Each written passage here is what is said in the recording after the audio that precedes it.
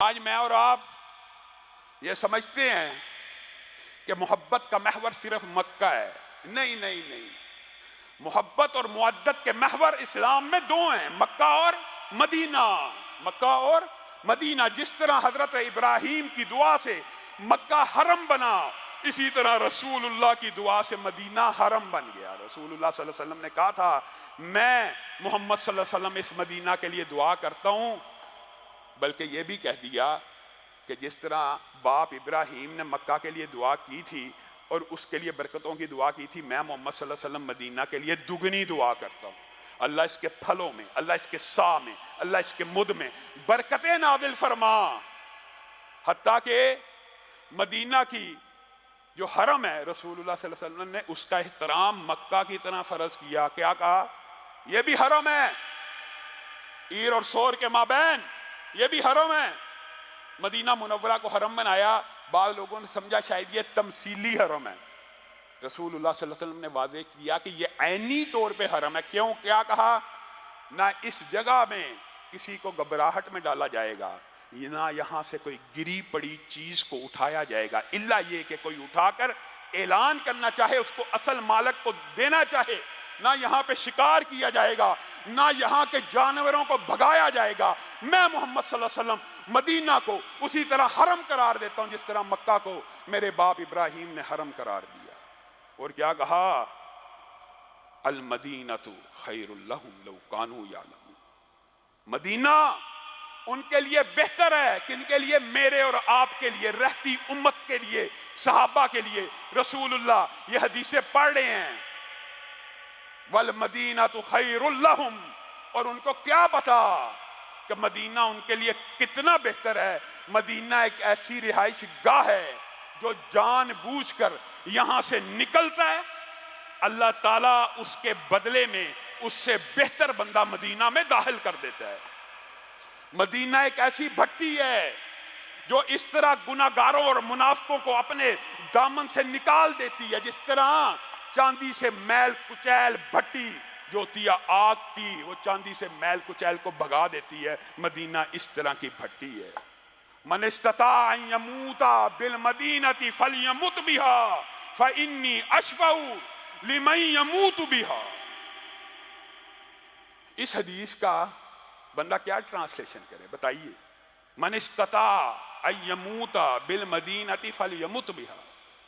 اگر کسی میں استطاعت ہے، استطاعت ہوتی ہے بندے میں، لیکن اللہ کے رسول ترغیب دے رہے، جس کسی میں استطاعت ہے کہ وہ مدینہ میں مرے تو اس کو چاہیے وہ صرف مدینہ میں مرے. فلیمت بہا، اس کو چاہیے صرف مدینہ میں مرے.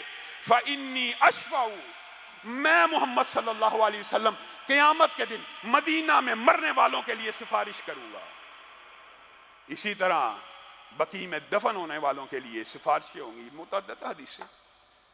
مدینہ کے اندر جو استطاعت رکھتا مرے، وہ مدینہ میں مرے، میں محمد اس کی صلی اللہ علیہ وسلم سفارش کروں گا. یہ حضرت عمر نے یہ باتیں سنی ہوئی تھی. کیا دعا کیا کرتے تھے؟ اللہ تعالیٰ شہادت کی موت دے کہاں پہ؟ مدینۃ الرسول میں. مدینۃ الرسول میں. صحابہ حیران ہوتے تھے کہ شہادت کی موت مدینۃ الرسول میں کیسے آنی ہے؟ شہادت کی موت تو وہ سرحدوں پہ آنی ہے، جہاد میں آنی ہے. جب نکلیں گے باہر سرحدوں پہ جا کے لڑیں گے، امیر المومنین وہاں پہ جاتے نہیں ہیں، اور مدینہ کے اندر شہادت کی دعا کرتے ہیں. لیکن اللہ تعالیٰ نیت دیکھتا ہے، اللہ تعالیٰ بندے کی نیت کو دیکھ رہا ہوتا ہے. حضرت عمر کی نیت اتنی پاکیزہ تھی، اللہ تعالیٰ نے یہ دعا بھی قبول کی، شہادت بھی دی، اور دی بھی کہاں پہ؟ مدینۃ الرسول صلی اللہ علیہ وسلم پہ دے دی. رسول اللہ کی حدیث کے مصداق بھی آگے. میرے بھائیوں، مدینہ کے جو فضائل ہیں ان میں دو اور بڑی فضیلتیں. ایک یہ کہ مدینہ میں وبائی امراض، مدینہ کے بارے میں جب یہ صحابہ ہجرت کر کے آئے نا، یہ بات مشہور تھی، یہ وباؤں کی جگہ ہے. رسول اللہ صلی اللہ علیہ وسلم نے دعا کی تھی، اللہ مسلمانوں کی اس بستی سے وبا لے جا. کہاں لے جا؟ مشرکوں کی بستی کی طرف. اور یہاں پہ دعا کی جائے کفار کی طرف وبا لے جاؤ، ان کو تکلیف ہو جاتی ہے. انہوں نے ویکسین بنانی تھی، ان کے لیے بد دعا کر دی. رسول اللہ کی سنت ہے، مدینہ سے کہہ رہے ہیں وبائیں کہاں پہ چلی جائیں؟ مشرکوں کے علاقوں میں چلی جائیں. اور اس حرم کو، اس مدینہ کو حرم قرار دینے کے بعد یہ فضیلت مدینہ کو حاصل ہے کہ مدینہ میں طاعون اور اس قسم کی وبائیں داخل نہیں ہو سکتی، یہ رسول اللہ صلی اللہ علیہ وسلم کا فرمان ہے۔ پھر دوسری فضیلت کیا ہے؟ دجال پوری دنیا کا کوئی شہر اس سے محفوظ نہیں رہے گا، فقط مدینہ ایسا ہوگا جس میں داخلے کے وقت جب دجال داخل ہوگا سامنے فرشتوں کا پیرا لگا ہوگا۔ ایک بندہ آئے گا، مشہور واقعہ آپ نے سنا ہے، کبھی موقع آیا تو دجال کے حوالے سے تفصیلی آپ کے سامنے گفتگو کو رکھیں گے۔